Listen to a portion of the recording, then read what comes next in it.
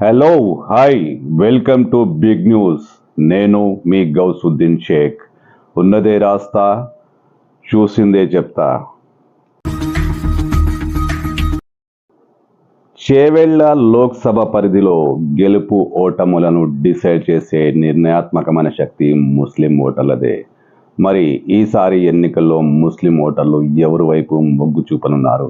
గత అసెంబ్లీ ఎన్నికల సరళిని చూస్తే ముస్లిం ఓటర్లు బీఆర్ఎస్కు మద్దతు పలికారు. మహేశ్వరం, రాజేంద్రనగర్, షేర్లింగంపల్లి వంటి ప్రాంతాల్లో ముస్లిం ఓటర్లు గులాబీ పార్టీకి పట్టం కట్టారు. కానీ పరిస్థితులు మారాయి, రాజకీయం మారింది. మరి ముస్లిం ఓటర్లు ఇప్పుడు ఏమనుకుంటున్నారు? ఎవరి వైపు మొగ్గు చూపనున్నారు? కాంగ్రెస్ను బలపరుస్తారా, లేక సాంప్రదాయబద్ధంగా గతంలో బీఆర్ఎస్కు ఓటేసినట్లే ఈసారి గులాబీ పార్టీకి ఓటేస్తారా? బీజేపీ పార్టీకి వచ్చే ముస్లిం ఓట్ల సంఖ్య ఎంత? అసలు ఆ పార్టీకి ముస్లిం ఓట్లు వస్తాయా? అసలు లోక్సభ పరిధిలో, చేవెళ్ల లోక్సభ పరిధిలో గెలుపు ఓటములను ప్రభావితం చేసే ముస్లిం ఓటర్లు ఈసారి ఎవరిని గెలిపించబోతున్నారు, ఎవరిని ఓడించబోతున్నారు? ఇప్పుడు చేవెళ్ల లోక్సభ పరిధిలో ముస్లిం ఓటర్ల మనోగతం అత్యంత ఆసక్తికరంగా మారింది. చేవెళ్ల లోక్సభ సీటును ఎట్లయినా సాధించాలని కసిగా ఉన్న కాంగ్రెస్ పార్టీ రంజిత్ రెడ్డిని, సిట్టింగ్ ఎంపీ రంజిత్ రెడ్డిని, గులాబీ పార్టీ నుంచి తమ పార్టీలోకి వచ్చిన రంజిత్ రెడ్డిని ఇక్కడ అభ్యర్థిగా ప్రకటించింది. ఆయన గెలుపు కోసం పావులు కదుపుతోంది. ముఖ్యంగా ముస్లిం ఓటర్లు తమ వెంటే ఉన్నారంటూ కాంగ్రెస్ పార్టీ ధీమా వ్యక్తం చేస్తోంది. కాంగ్రెస్ పార్టీ అమలు పరుస్తున్న సంక్షేమ పథకాలు, అనేక మహిళల కోసం చేపట్టిన కార్యక్రమాలు అన్నీ కాంగ్రెస్ పార్టీకి గంపగుత్తగా ఓట్లు పడతాయని, ముఖ్యంగా ముస్లిం మైనారిటీలు ఇప్పుడు గులాబీ పార్టీని వదిలేసి తమ వైపే చూస్తున్నారంటూ కాంగ్రెస్ పార్టీ ఎంతో ఆశగా ఉంది. ఆ పార్టీ మహేశ్వరం నియోజకవర్గం ఇన్ఛార్జ్ కేఎల్ఆర్ కూడా ఇదే అంటున్నారు. ముస్లింలు ఈసారి గులాబీ పార్టీకి ఓటు వేయబోరు, ఖచ్చితంగా కాంగ్రెస్ పార్టీకి ఓటేస్తారంటూ కేఎల్ఆర్ బిగ్ న్యూస్ తో చెప్పారు.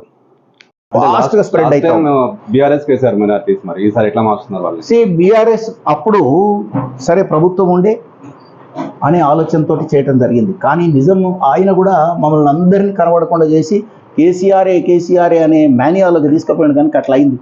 ముస్లింలకు 12% రిజర్వేషన్లు ఇస్తాడు, మోసం చేసిండు. తర్వాత ఈ బీజేపీ వస్తే ముస్లింలకు ఉన్నది రిజర్వేషన్లు పీకేస్తామంటారు. మేము అట్లీస్ట్ కాంగ్రెస్ హయాంలో, రాజశేఖర రెడ్డి గారి హయాంలో మేము 4% వీళ్ళకి రిజర్వేషన్లు ఇచ్చాం.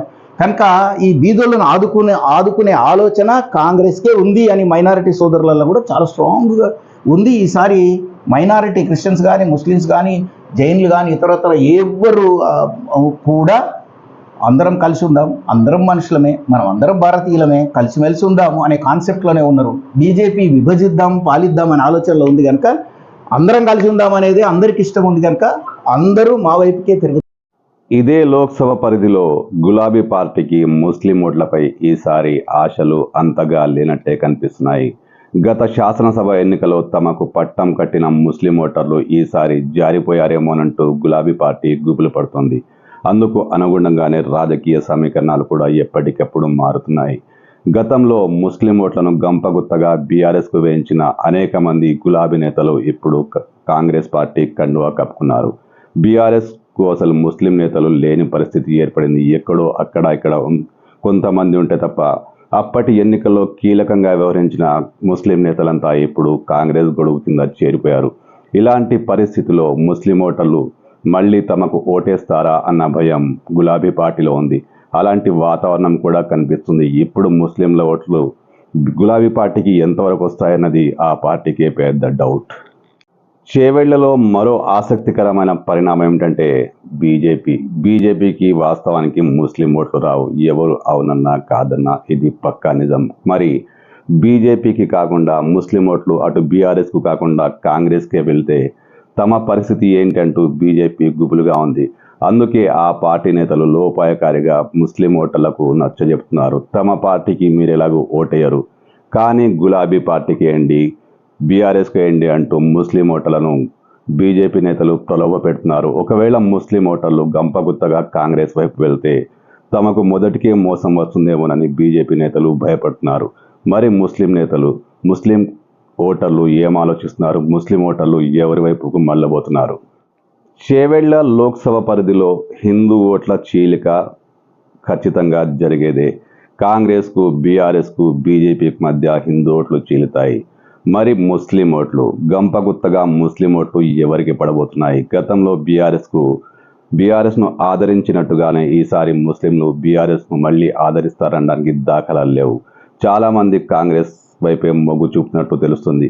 ముఖ్యంగా ముస్లిం ఓటర్లలో ఇప్పుడు కాంగ్రెస్ పార్టీకి పూర్తి సానుకూలత కనిపిస్తుంది. కాకపోతే ఎంతమంది ముస్లింలు వేస్తారు? కనీసం 80% ముస్లింలు ఓటేస్తే తప్ప కాంగ్రెస్ పార్టీకి ప్లస్ పాయింట్ కాదు. ఈ లోక్సభ పరిధిలో 3.5 లక్షల నుంచి 4 లక్షల దాకా ముస్లిం ఓటర్లు ఉన్నారు. ఈ ఓట్లు మొత్తం గంపగుత్తగా ఏ పార్టీకి పడితే ఆ పార్టీ ఖచ్చితంగా గెలుస్తుంది. హిందూ ఓట్ల చీలిక, ముస్లిం ఓట్ల ఏకీకరణ ఇక్కడ రాజకీయాలను శాసించబోతోంది.